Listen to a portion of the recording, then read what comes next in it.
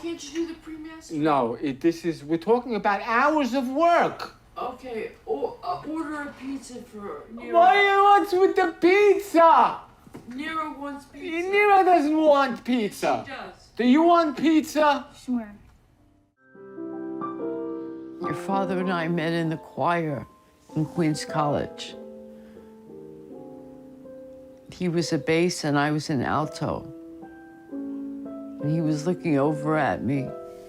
And after choir rehearsal, he came up to me and asked me if I wanted to go for a sandwich. Since I was a teenager, all my boyfriends have been Jewish musicians. But Uri's the most Jewish and the most musical of all of them.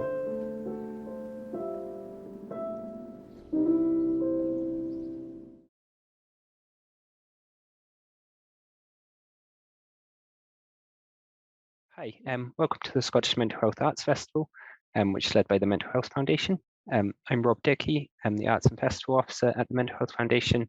I lead on film programming and I'm involved in the wider festival as well. This year, the Scottish Mental Health Arts Festival is taking place from the 4th to the 24th of May, with events across Scotland exploring the theme of Gather. And our film festival takes place over this weekend in Glasgow from the 12th to the 15th of May. And we really encourage everyone to explore the programme and come along to some screenings over the weekend.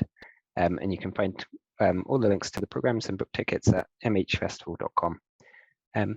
Yeah, but thank you for joining us today. And we're really excited for this event, which brings together Nira Burstein, the director of Charm Circle, which is screening as part of the SMHAF programme this Saturday evening at the CCA. And filmmaker Sam Firth, who's based in Scotland, and her recent film, The Wolf Suit, is a similarly personal documentary exploring family and mental health. So yeah, and thanks also to the Scottish Documentary Institute for their support in putting the event on. So I'll pass over to Alex from SDI just now, but yeah, I hope everyone enjoys the conversation. Thank you very much, Rob, and hello everyone. Thank you for attending this evening. I'm really delighted to partner with the Scottish Mental Health Arts Festival on this event to bring two amazing filmmakers who will take us through a conversation around the process of making personal documentaries and the ethics and challenges that come with that. On a personal level, but also where I work at SDI, we love to watch and support personal documentaries because they open up a window into the complex, intimate context of all kinds of relationships, to family members, to partners, and also to ourselves and our identity. And this also brings a window into the creative process of the filmmaker and the journey of discovering something new about themselves and the world at large. So both of our guests today have made documentaries about their own families, which I found really emotional and powerful, that are very specific and universal at the same time. So I'm really looking forward to hearing from them as they unpack their creative process. And before I hand over to them, I'd like to introduce them briefly. So I'll start with Nira Burstein, who's an award-winning filmmaker based in New York. Her documentary film debut, Charm Circle, had its world premiere at Sheffield DocFest last year, where it won the Audience Award and First Feature Award Special Mention. It has played at festivals worldwide, including Doc NYC, where it won the special jury recognition in the Metropolis competition. Charm Circle was nominated for Best Editing by the International Documentary Association, where it was also shortlisted for the Best Feature Award. So I do recommend, if you can, to go and watch the screening as well on Saturday, as Rob mentioned. Our second guest, Sam Firth, is a filmmaker based in Scotland with an interest in both documentary and fiction, and has her own film production company called Lacunae Films. She has been making short films since 2009 that have been screened in art galleries and at film festivals and have won awards internationally. Her films explore how our experiences are shaped by the narratives we construct, particularly when we record images. Most of her work is documentary, but Sam also wrote and directed the fiction film Kreeling in 2015 and originally trained as a screenwriter. So as Rob mentioned, The Wolf Suit is Sam's first feature, which premiered at the BFI London Film Festival, and hopefully you'll all get to watch it as well at some point. So with that, I'd like now to hand over to Sam and Nira. Welcome to this event, and I'm looking forward to listening to your conversation. Thank you, and thank you so much for inviting me and also giving me the opportunity to watch Nira's fantastic film, which I really enjoyed. Nira, I thought it was great. Should we start at the beginning? And I wanted to ask you first, what prompted you to start making your film, and how did you start? You know, what were the first steps? So where did the idea come from to film your parents, and what were the first steps you took in doing that? Thank you. Yes, and I just want to say hi to everybody, and thank you for the festival and for SDI for having me, and to have this conversation with you, Sam, and talk about your wonderful film as well. So, you know, first and foremost, you know, I've been making films. I've already made a bunch of films at this point when I started shooting Charm Circle. And I think, you know, whenever anyone is trying to make a creative work, they have to figure out what they can make. And this was a story I had access to. This is a story I could make with limited funds. And it is something that interested me. And so I guess the key is when you start shooting a personal documentary, well, of course it's your life, right? It's going to be interesting to you, but it's trying to figure out, okay, well, how is this going to resonate with other people? Is it going to connect? And that's the big question with personal documentary. Totally. And did you have a sense then of what you thought were going to be the things that resonated with other people? Resonate. I mean, it's tough. For me, you know, without giving too much away about the movie, because I really hope everyone comes, and I'll be there too for another Q&A about the movie on Saturday, is that I came in there with a question about the way my parents were living. And this is kind of the premise of the film, is that this house that I grew up in, now I'm an adult, and the house is now a mess. And I'm trying to figure out why my amazing, beautiful, intelligent parents are living in this mess. And going there was a way of observing as opposed to interacting in a way if the camera wasn't there. And that was sort of the tipping point. Where the film would take me was a 5-year, 6-year process of making, with story coming along, you know, in real life. So I didn't know what the movie was going to be when I first started shooting. Mm-hmm, totally. But it's a good premise, and that definitely comes across in the film, you know, that question and question mark, and then the unraveling of the mess, the external and the internal mess, which often, certainly with my parents too, there's the external reflects the internal as well.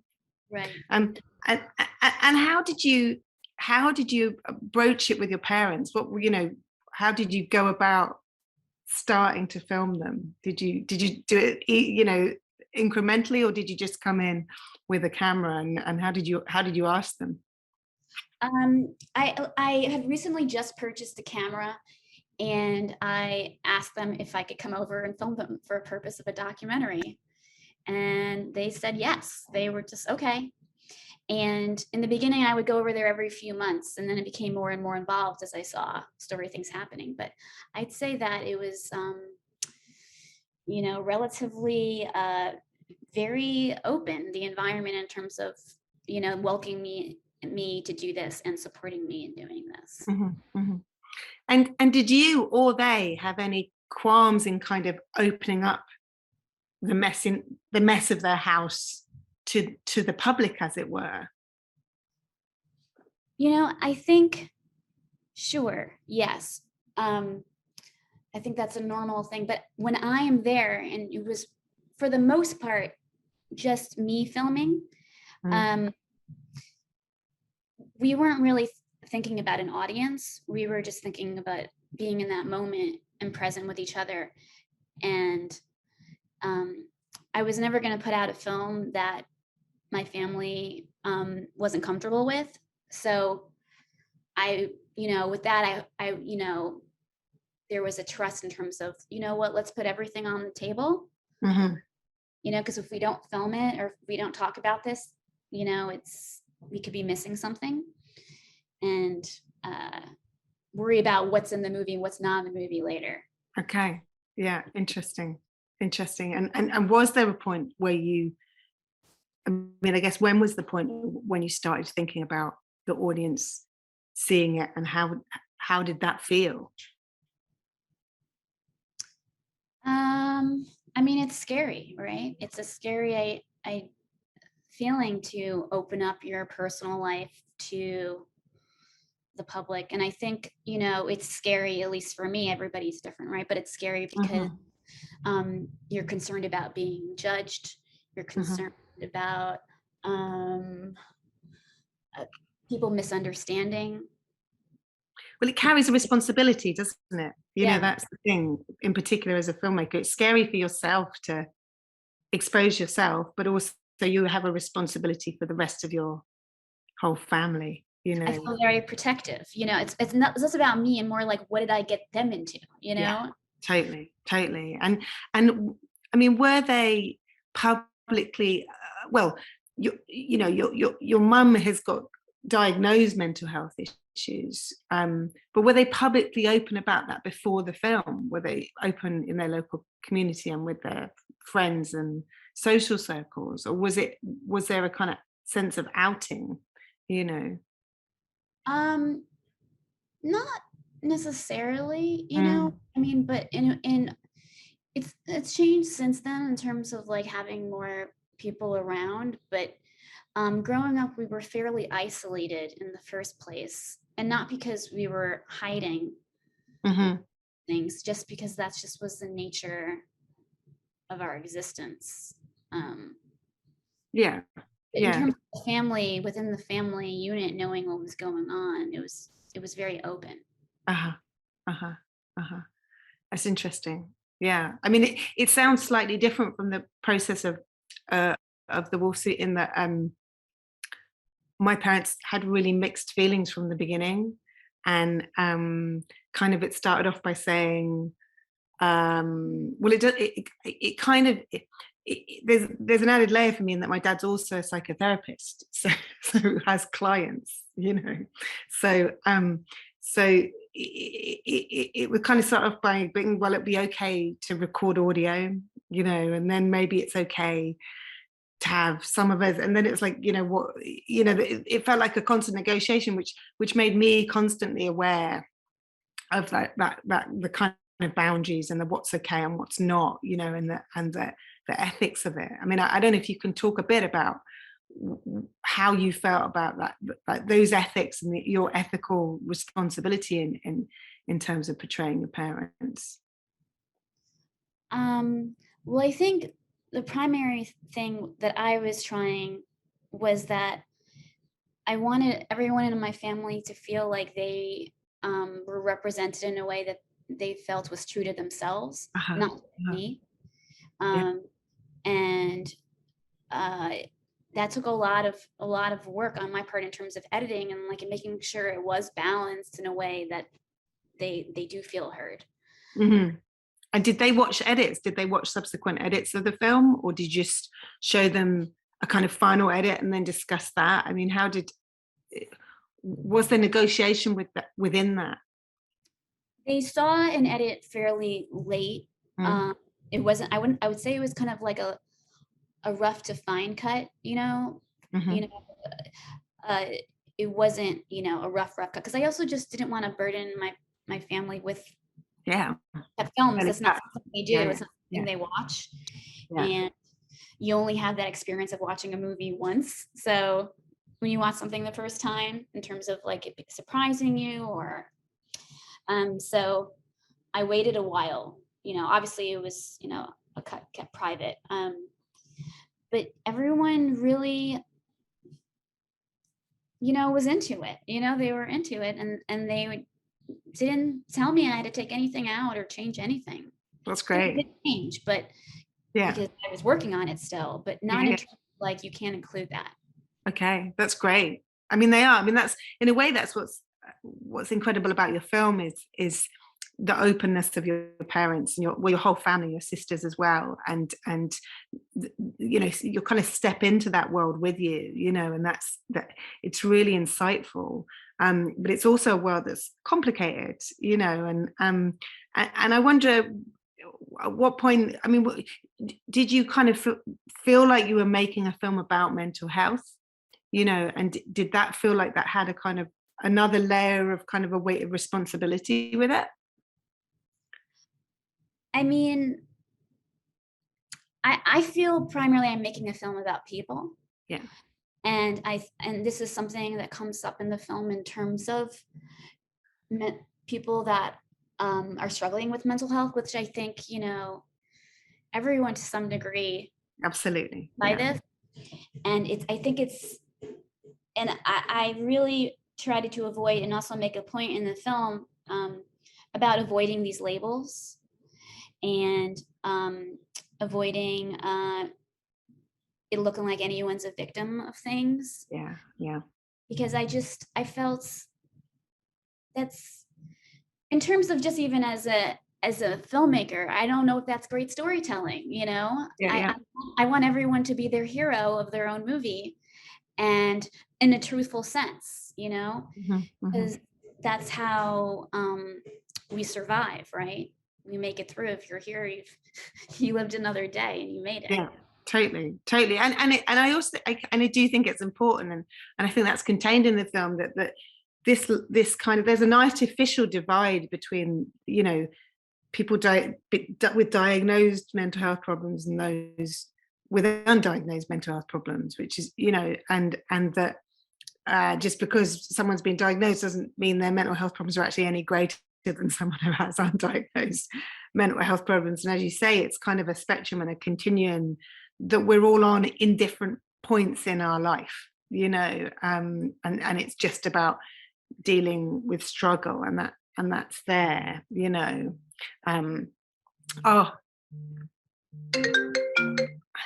sorry, that's, No worries. I put my phone on silent, but I forget that it just, when all your Apple things are all connected, so that was that's my husband. Maybe I'll turn my phone off.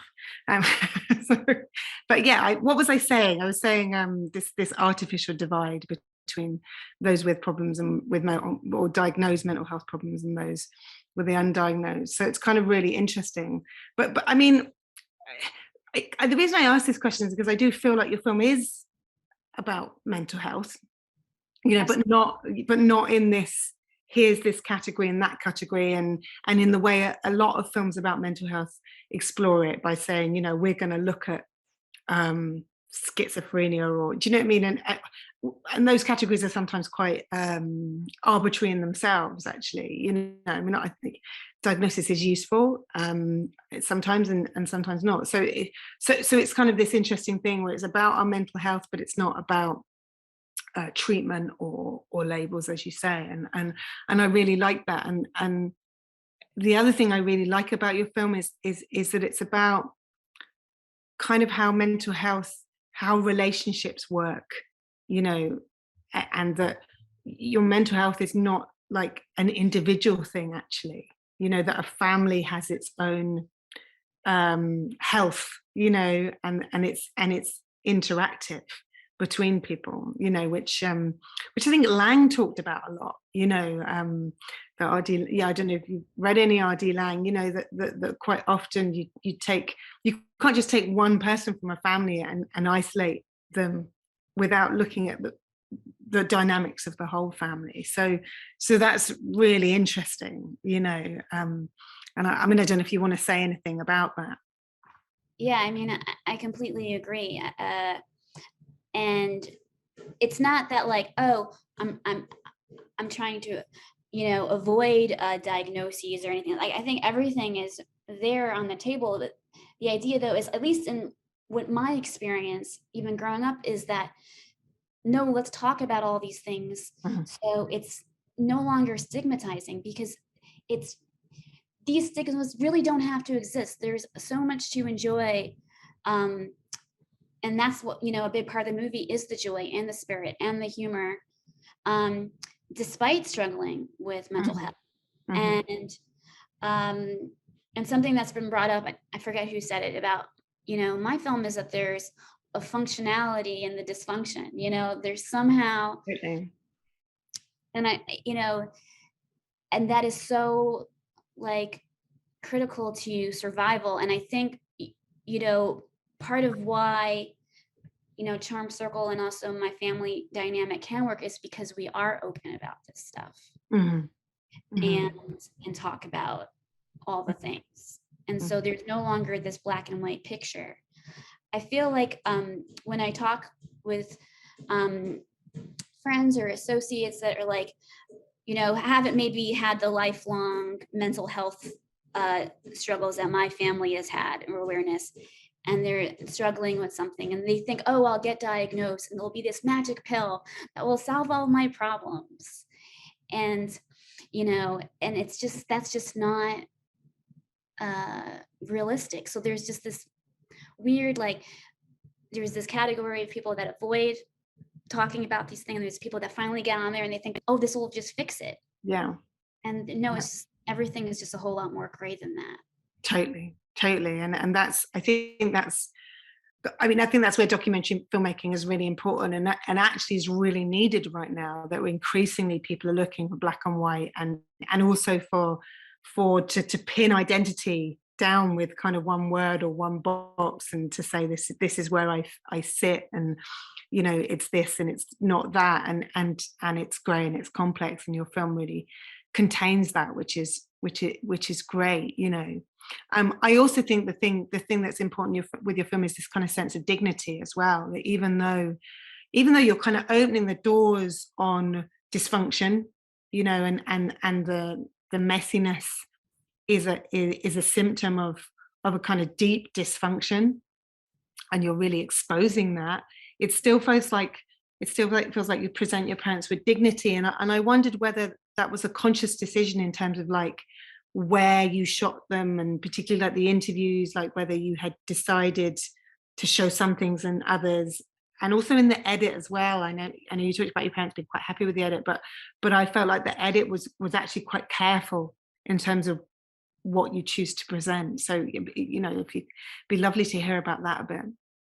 I mean, yeah, I mean, absolutely. I thought about that along the way the entire time, that I'm being offered this gift to tell this story, and I'm going to do my best to treat it with care. And one of the reasons why it took so long to make this movie, 6 years, is because I had to unpack, not in the movie, but in my own personal life, my own kind of judgments and journeys of being like, this mess, right? Like you said, it's a symptom. But when I started filming, I didn't connect that dot, you know? It was the process of filmmaking that is like, you know what? I can't judge this mess because this is not the problem.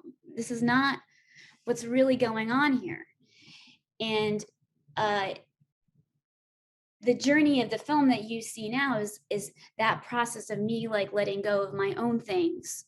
So that doesn't get in the way of telling a story from as an objective point of view as I could, while still being obviously aware of the access that I have. I mean, I think that's the best kind of first-person filmmaking, you know, is that where there's a sense you're going on the journey with the filmmaker. That's that, in a way, you get that from first-person filmmaking in a way you don't with other films. And even though what's interesting is you're not actually on camera in the film, I definitely that your presence is there, and you get the sense of you on this journey.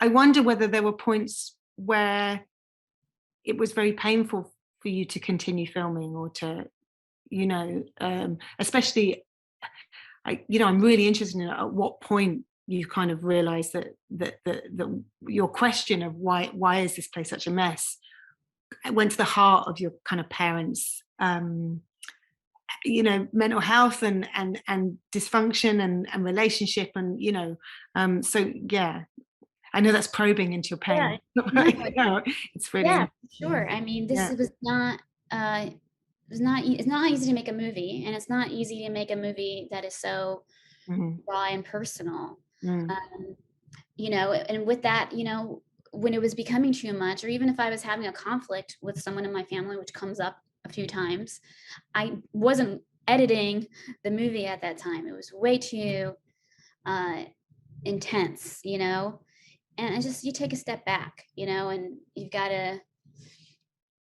see fresh eyes and let go of maybe some more immediate emotions. I think that's totally interesting and spot on. I mean, I think it's almost like, for me, I'd almost gone on the whole journey of the film before I even started editing, so that then I could bring that into the edit and like go, okay, what I'm doing is recreating in the edit the journey I had, making the film, which was at times, like you, I started with one question, which was about memory, and ended up actually really finding out about my own dysfunction as a result, where I kind of divided the stories my parents were telling me from my own stories, so it's kind of really interesting. I mean, I do think, I mean, that's the other thing is this sense where, to make the kind of film you're making, you have to be rigorously honest with yourself, honest about how you feel about it, honest about what it brings up, and honest with your kind of lack of objectivity at almost, so that. And when you say stepping back, did you literally like stop filming for periods, or yeah, not filming, maybe not having a conversation with certain people, and not looking at the footage, but I think that's a normal process. And in a way, like, I really have to salute your bravery of your film, because yes, I am a part of the movie, but I didn't, and you're on camera. Your film, I feel, is a more first person, whereas I feel more of a behind the scenes, maybe I'm not describing this right, but in terms of interaction, like I feel much more of an observer in my documentary, which in a way maybe is a safer space. And it's a lot. Yeah. I mean, you're a quiet presence. I think you're a quiet presence. I always think that I don't know, like it's difficult. It's a difficult decision, isn't it, whether to put oneself in the film or not, because there's like that question of, why am I doing it? Why am I putting myself in the film? Is it is it ego driven? Is it because I want to be on the screen, or is it because, for me, it was like, because actually, I mean, and I remember when we chatted before, you said the important thing about your film is it's your story, actually, and you're telling your perspective on your family. And for me, I think because it's slightly different stories, I think I felt the only way to make it really clear that this was my take on it, because my parents, and like yours, your parents are together and they're in it. My parents are separated and have very different perspectives. I felt like the only way to make myself as subjective as them and show my subjectivity was to put myself in it too. Because if I think I'd just been behind the camera, it would have been really hard not to seem like I was taking a side. Whereas your parents like do that themselves. Do you know what I mean? There's that flow of like,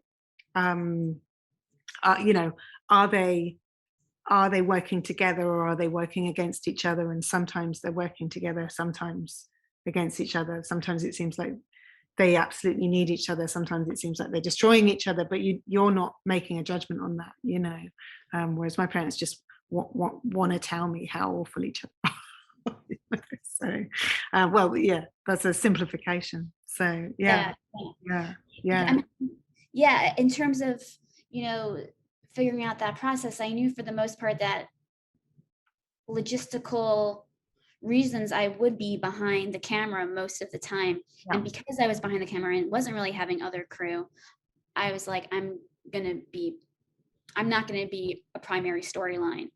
I also felt that that was a better story to tell. Like, you know, I didn't go over to my parents' house because I wanted to be there. Like I wanted to make a film about them. So yeah.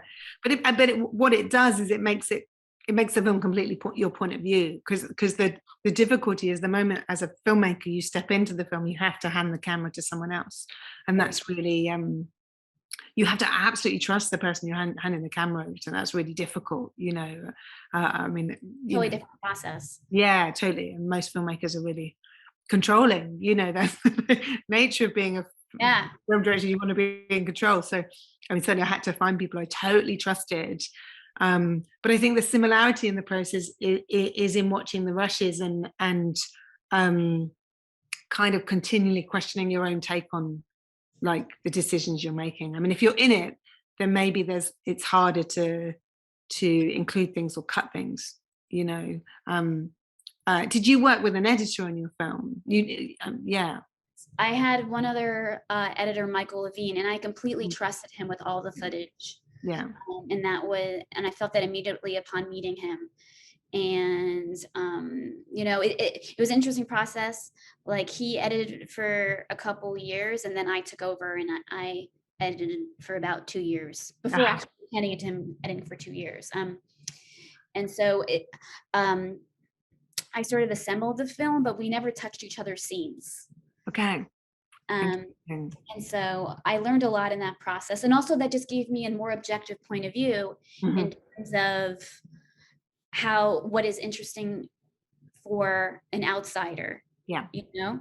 Yeah. And because there is still that layer of like, yeah, maybe I find way more interesting things in here than maybe someone else would, because I know these people on a deeper level. Sorry, go on, carry on. No, it's fine. Yeah. I was going to say, and that shifting to looking in as an outsider, which I think editing forces you to do, doesn't it? To kind of to try as hard as you can to step outside and see it from an audience's perspective.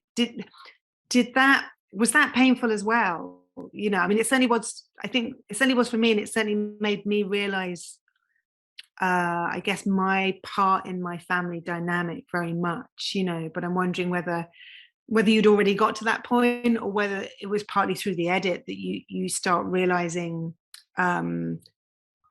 you know, things about your family that you can you really only can realize by filming and trying to see how will other people understand and respond to this, you know.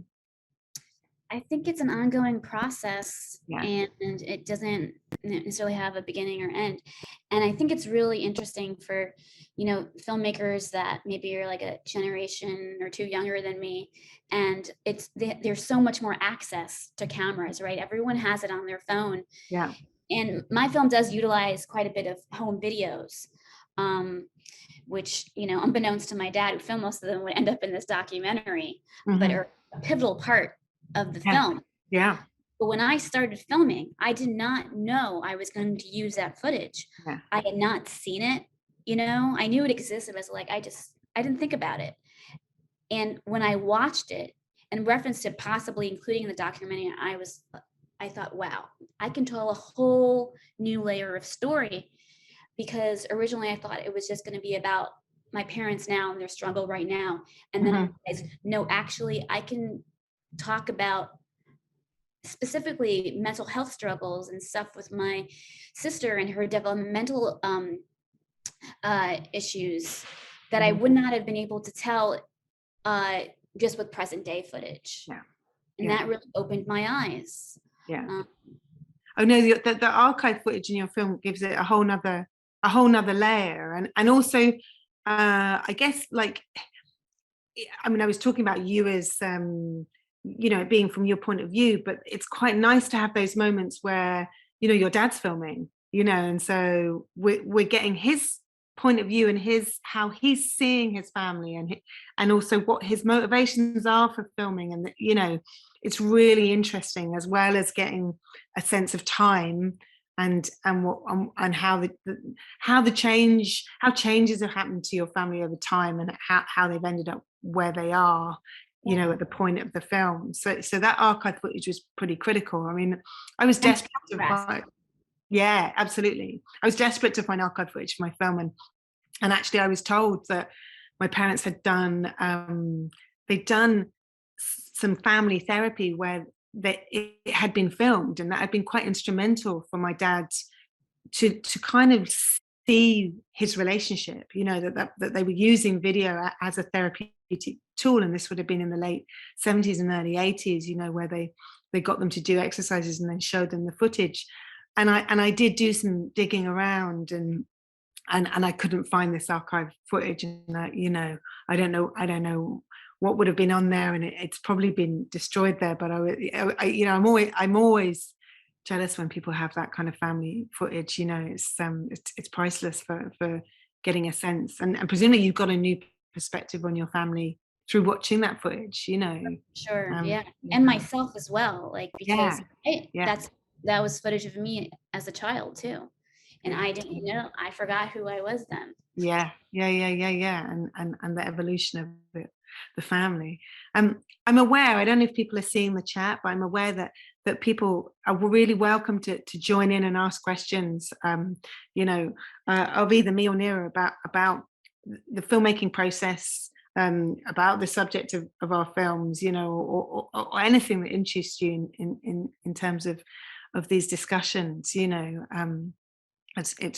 It's really interesting. I think our films cover some similar ground, in terms of mental health and relationships and family dynamics, and changing family dynamics, but there are different experiences we've had as well, like I guess in terms of that, as I say, that constant kind of for me, the constant renegotiation of where the boundaries were or are even, so with my family, I think every screening I need to talk to them, because I don't know if you found this, and it'd be really interesting to know about your mum Maria's position on it. But for my mum, for her generation, there's still masses of stigma about mental health, and so she's kind of open for people seeing the film.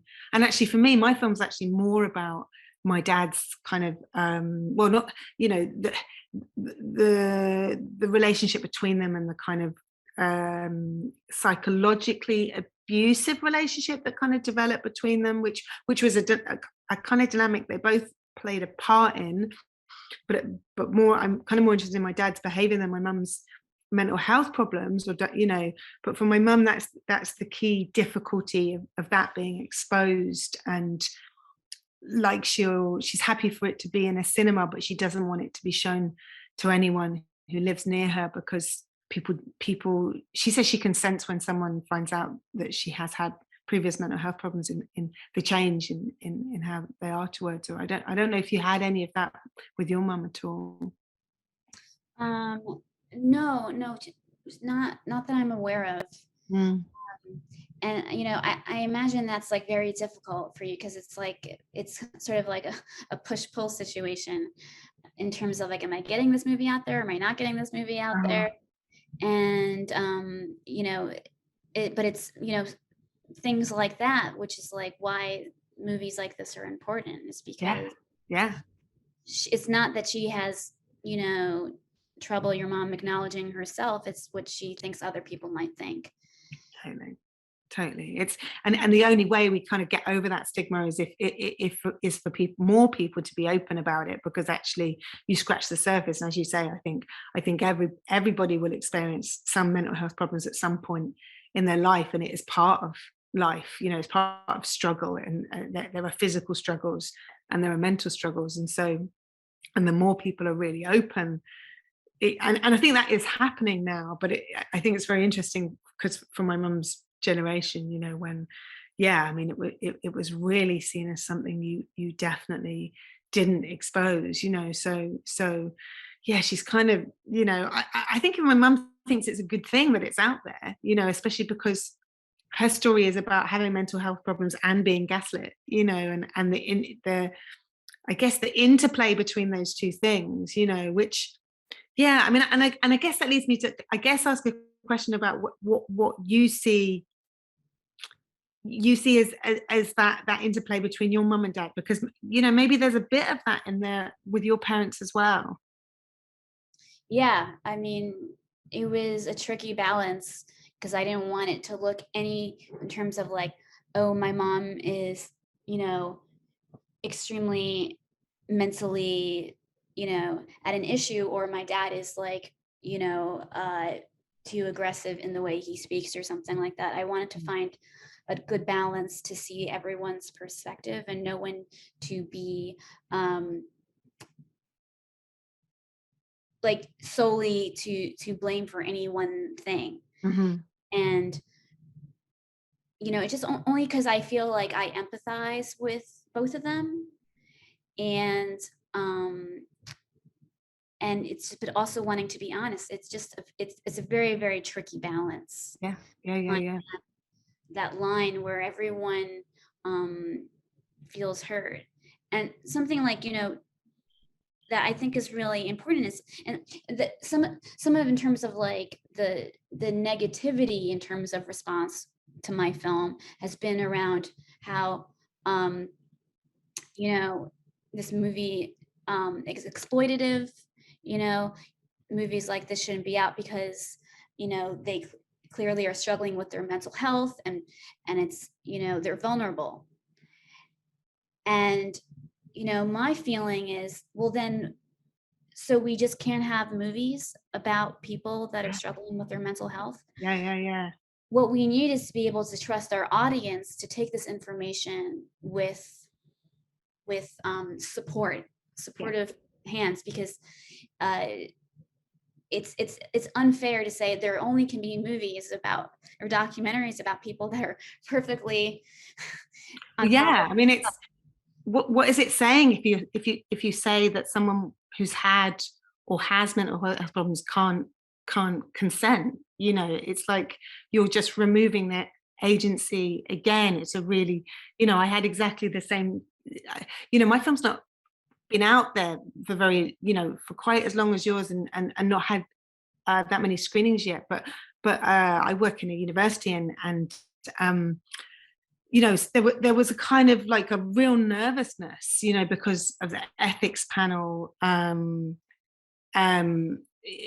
you know, about whether it was okay ethically, whether it's exploitative to make a film about someone with mental health problems. And I'm exactly the same. It's like, well, we can't get into a position where you can't make a documentary with anyone who's ever had a mental health problem, you know. So yeah, it's really interesting, and that question of consent, I think there's a question come up there in the chat about it, it's really an interesting one, you know.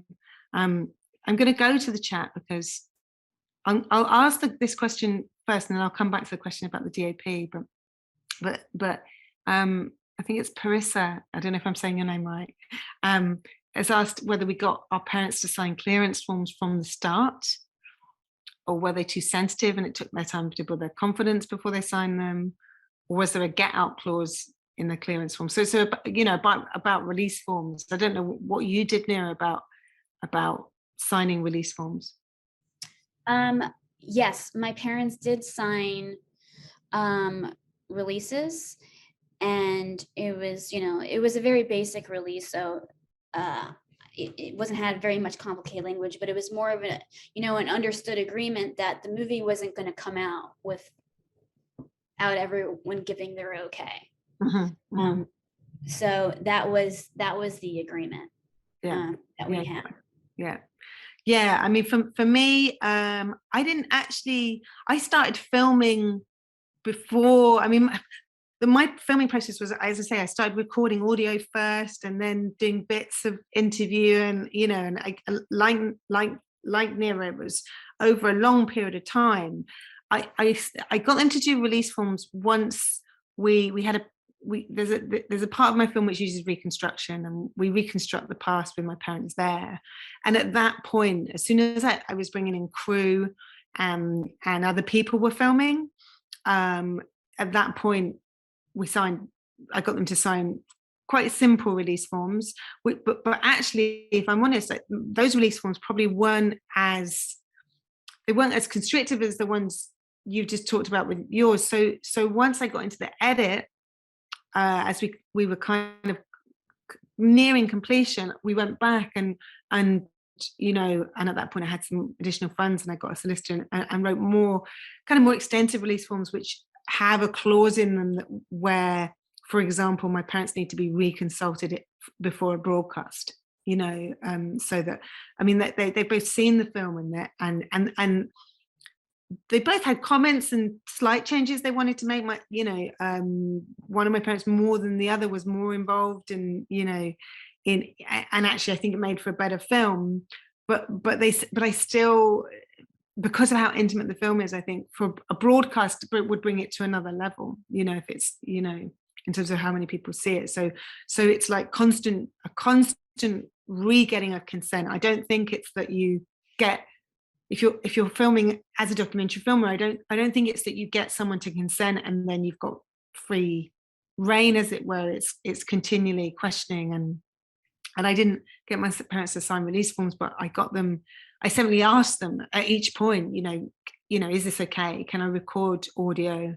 Can I record for a while I recorded our phone conversations. I recorded all our phone conversations with permission, and I was aware that they would forget, that it was recorded, and then later I'd remind them and say, I am recording our phone conversations.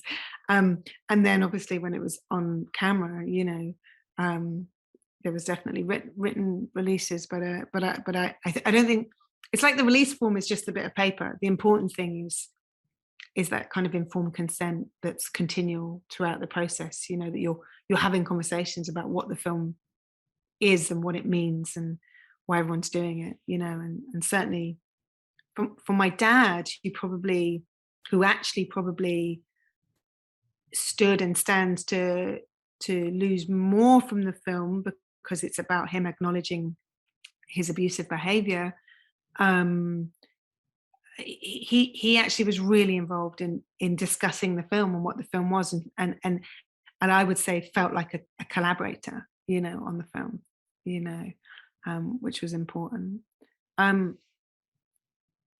And the other question that someone's asked is about working with the DOP if you're in the doc speaking to your family, which Parissa will be with her. So that's great. You're making a documentary with your family. I think it's like any collaborator, like Nira was talking about her editor, like you've got to absolutely trust.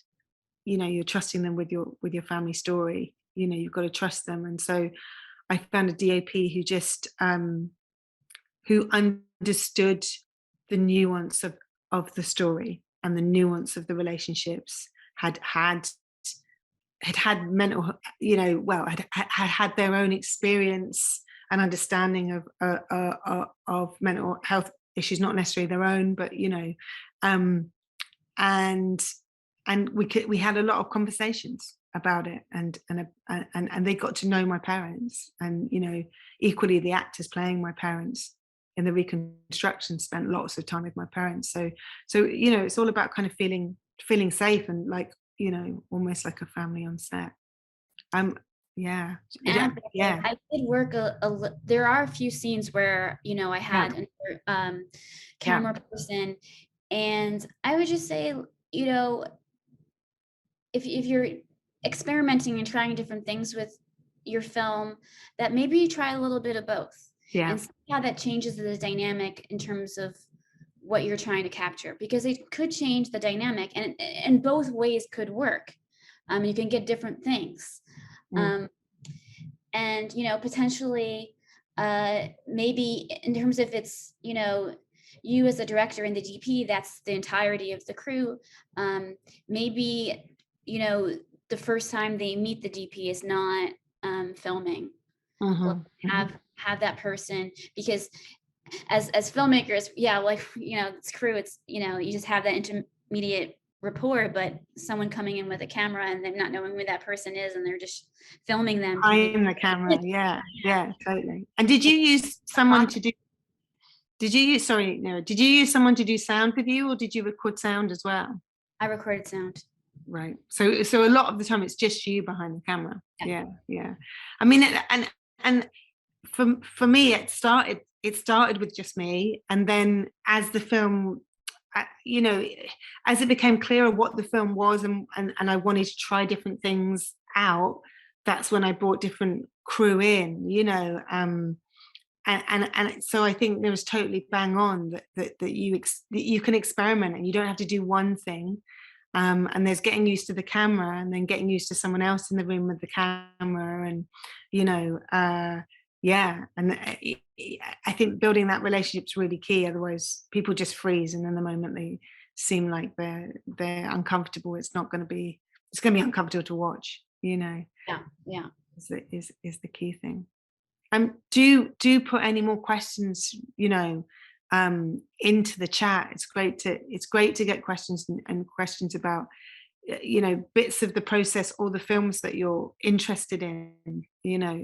Is really, it's really interesting for us and useful. I mean, we're happy to keep chatting away, but there's still time, so you can ask questions if you want to.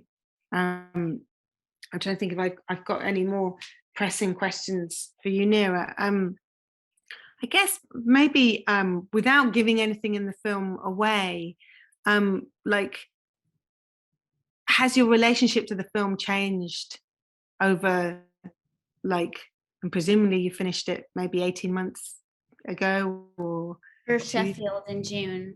Okay, so it's not quite, it's like a year ago maybe, and so what's the journey been since then? Has your relationship to the film changed, upon screening it a few times and seeing it with audiences? Yeah,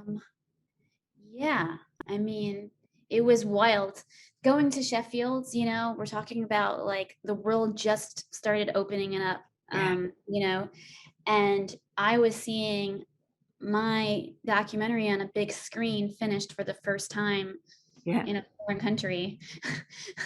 It was just a very wild, surreal experience. And I mean, I feel very grateful for how rewarding this experience, and it's so important whenever possible, if I can, go there to be there with people to talk about the movie after, especially something like a mental health arts festival, because there's an immediate rapport that can happen, when someone gets to know you through something like this, and there is this feeling like people feel like they know me in some way they really do, and they feel welcome into my family, and it's kind of an emotional thing, and it just shows that it's worthwhile, because at the end of the day, what I hope that people take away is that, yes, this is a film about a very, very specific family with very specific problems and very specific dynamics and people, but the idea is, like, to take it and, well, how does it relate to what I'm going through, whether it's your family that you're related to, or a family that's your chosen family, or friends, or people who sit across from you on the train. All these people have lives that they live very internally, and I think if people are inspired to share this film with their grandmother or something like that, that really means a lot to me. It means that they're starting a conversation. Totally. And has it given you insight into your family, or changed your perspective on your family as a result of having those conversations with people after who've seen your film? I mean, I don't know it just it's kind of a love fest for me, and I'm just really lucky to feel that way. It's been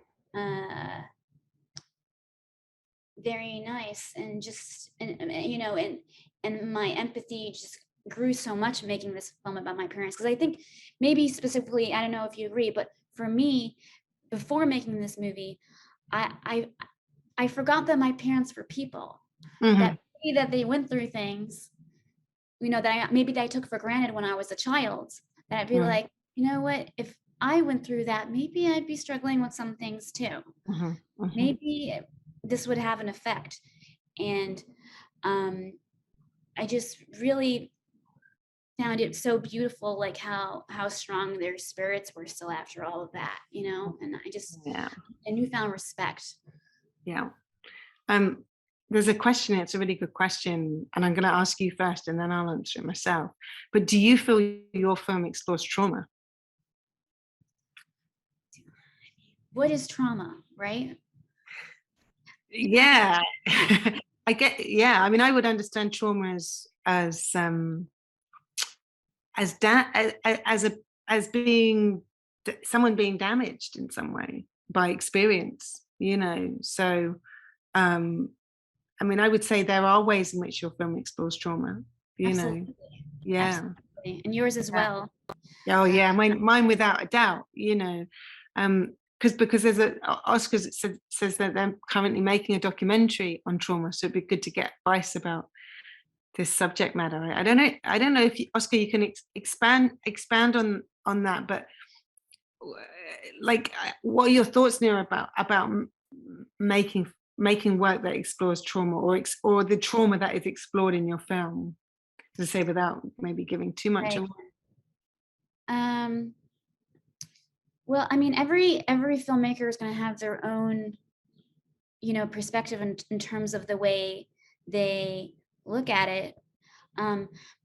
But for me, in terms of trauma, it wasn't about the why or what caused the trauma. It was more, well, what does it mean? And what are the effects of trauma? And because I wanted to be, you know, present in the moment with what was going on. So that, for me, and that could also just be my own, you know, hang-ups around certain things that, like, I'm not ready to explore certain things. So this is the movie that I can, with my boundaries, be comfortable making. Other people might have different boundaries and different things that they want to explore. And, you know, for me, I had rules I set out in terms of, like, yes, I'm making a movie about a personal family that's struggling, that's going to have heartbreaking, painful things. But at the end of the day, I want this movie to be entertaining. And I had rules for my film, you know, and for me, entertainment was number one. No, I'm with you. And so that might not be some films, that's not maybe necessarily the number one goal. So I think it depends on the film. And just to be sensitive to it, and try to just incorporate everybody's feeling, you know? Yeah. No, absolutely. And I think, I guess, you know, my questions for myself, and I think they're important questions for filmmakers, like, whose trauma am I exploring, and why am I exploring it? And I mean, I'm totally with Nira. I wanted to make a film that people were going to be interested in and engage with, and that's why those questions kept coming up, as to, you know, what is it that's interesting and why is it interesting? And I think what both of our films have in common is, I mean, you know, I think there's a real danger, whether it's fiction or documentary, to get into this idea that people have experiences and then it makes them a certain way, or it makes them behave a certain way, and it's never as simple as that. You know, it's not as simple as this and this happened, and therefore, you know, it caused me to feel mentally ill, or you know. And I think for both of our mothers, the diagnosis and the process of and the labeling of mental health issues was traumatic in itself, you know. And so that there's layers of trauma, you know, and different kinds of trauma. And so, you know, if you're making a film, to say it's about trauma, it's like, well, it's kind of what is it about trauma that you're exploring? And I think it keeps coming back to Nora's first point, that ultimately the film has to be about people, and about people, like how people survive, and how we find humanity, and how we connect with each other, you know. And trauma is just, well, I say just, but trauma is an obstacle, you know. That my trauma became an obstacle for my relationship with the truth, you know. You know, and I think, Nira, your film is about your kind of parents' trauma manifested in you know, yeah, and in your house, and the trauma that then causes you and your sisters, you know, like, you know, I won't ever forget that moment where your sister opens the window, you know, and it just lets air in, and it's like, oh, you know, it's really emblematic of that feeling of being a child in an environment where trauma is being expressed just through, like, the environment. Yeah. I've been told that's 9 o'clock, so we have to finish up. But Nira, it's so good to chat with you, and it's so interesting to have watched your film and to talk with someone who's made a film that's equally personal and intense, but also so different. Our films are also so different from each other, you know. So, but covering similar topics. So it's really been great, you know, to chat. I don't know if Alex or Rob wanted to come back in, you know, or if you have any final words you want to share. Sure. I mean, there was a couple more questions I think we have time. What's that? That we can. Oh, I haven't seen those. Yeah. Yeah. Till the 15 mark. So if you're okay. Oh, okay. So I'm looking at the chat and it's in the Q&A. Okay. Let's thank you, Nira, for pointing those out. So Parissa said, were you in situations when your parents got too emotional, angry, upset, frustrated, and how did you handle it? I don't know if you have thoughts on that one, Nira. Well, yes, that definitely did happen while in the process of filming, and some of those moments are in the film. And the way I handled it was different each time. Without getting into too specific details, sometimes I did speak up, and sometimes I just let it happen, because sometimes, you know, when someone's angry and upset and you're the one around, you just happen to be the person around that's getting it, or the camera that's getting it, but it's about something else. And sometimes the best way is just to let someone have their moment and, like, walk it off. And sometimes the right thing to do is challenge it. And so I think that, you know, sometimes, you know, you just have to feel that out, and just, you know, find your instinct as a filmmaker. And if you can keep filming, keep filming.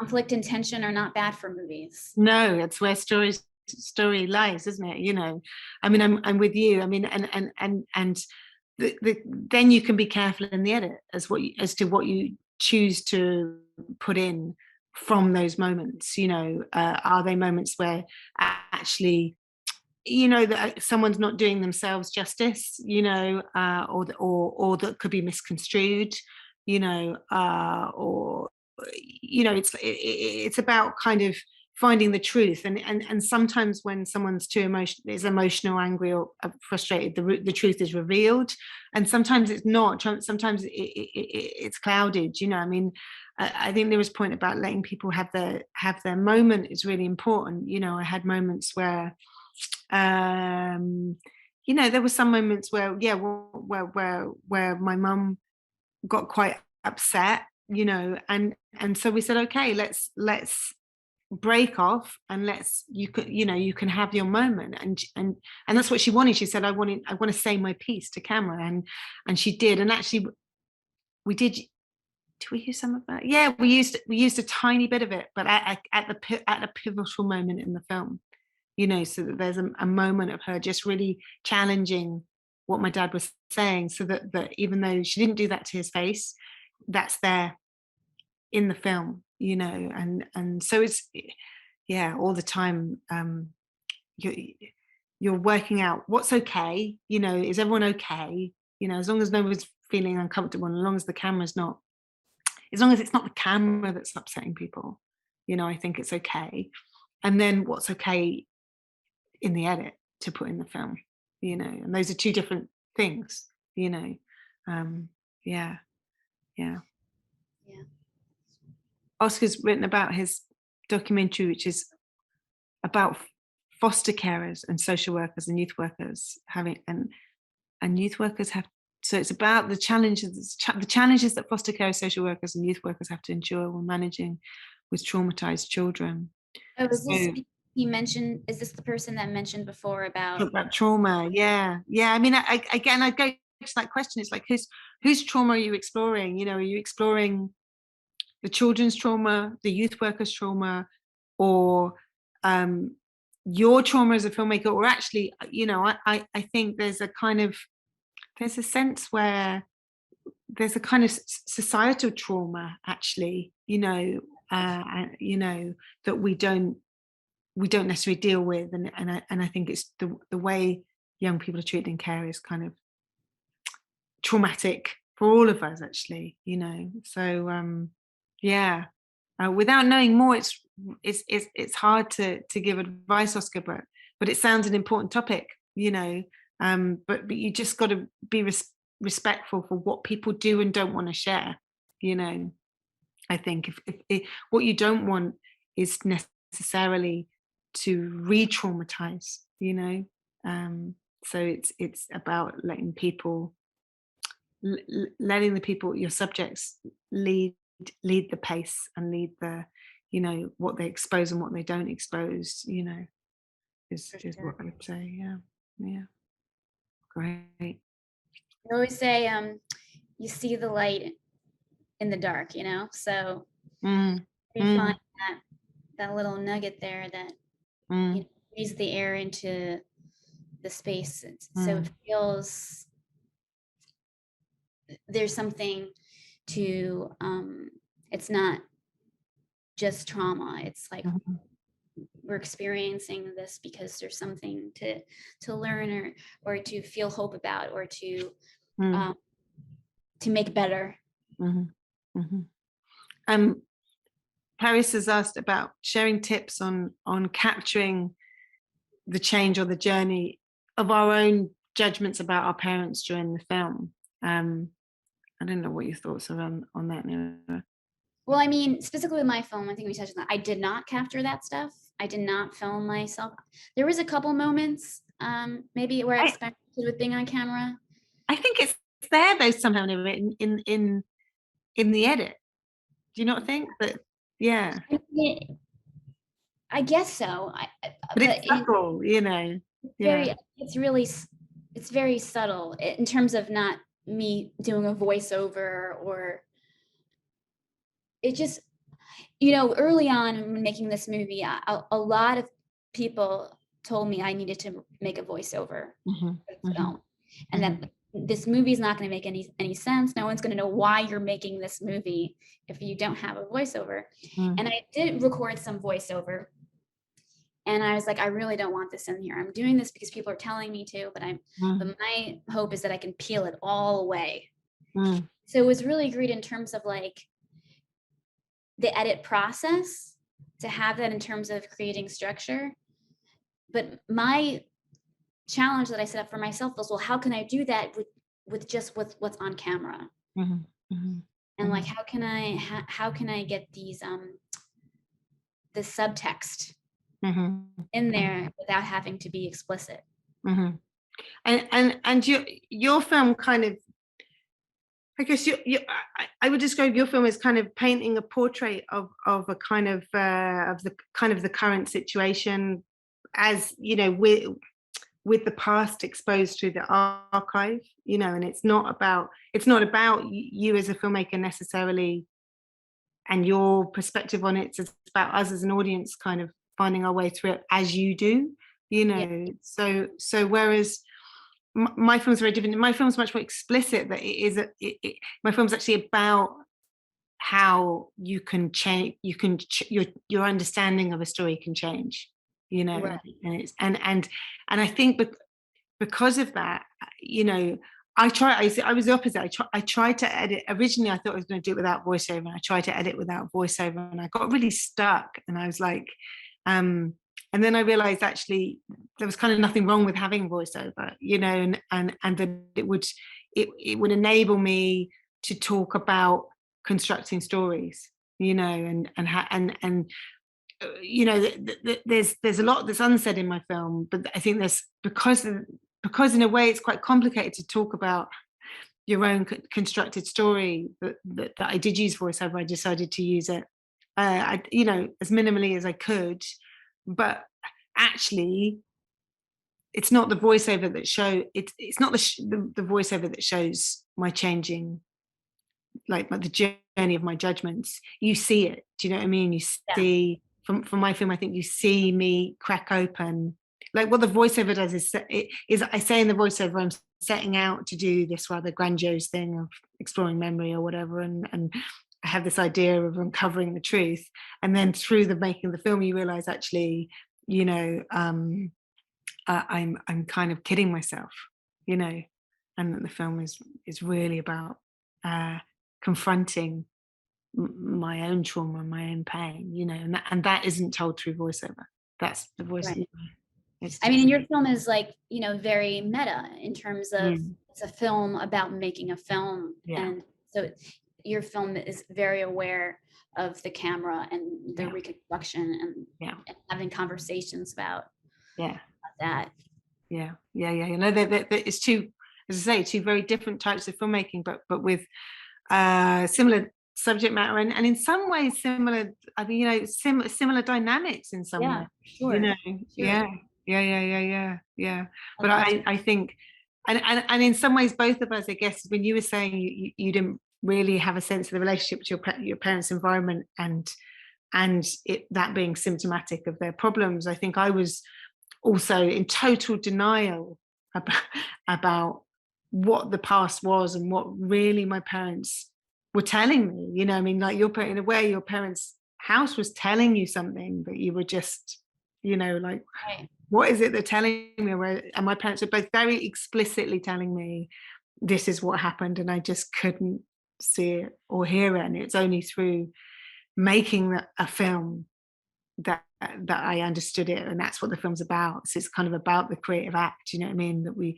I think this is why we tell stories and create stories, is to understand, and that's there in your film, Nira, but not explicitly at all, because it's a much more in a way, a kind of like there's a collaboration with the audience almost, you know. So I hope that answers. Curiosity, but that's just what's so amazing is that is some ways there are similarities in our backgrounds and family stories and dynamics, but there's not one way to tell it. No, not at all. Good, glad to hear that, Parisa. Fantastic. Wow. Unless there's any final questions, I think it's been so interesting, and I think that's a good way of summing it up. You know, that you know, despite being on different continents, you know, and our stories happening at slightly different times as well. You know, there are all these commonalities, but as you say, there's completely different ways of telling a story or making a film. You know, there is never one way to do. You know, even within the first person filmmaking genre, and there's never a right way either. You know, regardless of what anyone tells you while you're editing, you know, and finding the film in the edit is so crucial, whether that's with an editor for the whole journey or part of the journey. I also had an editor for bits of it and bits of it on my own, you know, and you know, you find your film, you know, but you have to be honest with yourself, you know. Yeah, good stuff. Thank you very much. I don't know if Rob or Alex want to come back in at this point. Was one new message. I can come back in and wrap things up. But thanks so much to both of you for such an engaging and thought-provoking conversation. It's been fascinating listening to it. And thanks everyone for joining as well and for your questions. and also to the Scottish Documentary Institute again for the support in putting the event on. Yeah, as I was saying at the beginning, we really hope you can join us for more events at the Scottish Mental Health Arts Festival, especially during our film programme from 12th to the 15th of May. And go see Nira's film. Yeah. That's like the key thing. Saturday. Yeah, just coming to that. But yeah, Nira's film screening on Saturday at 8:05, I believe, at the CCA in Glasgow. Yeah, and you can find tickets on our website, mhfestival.com.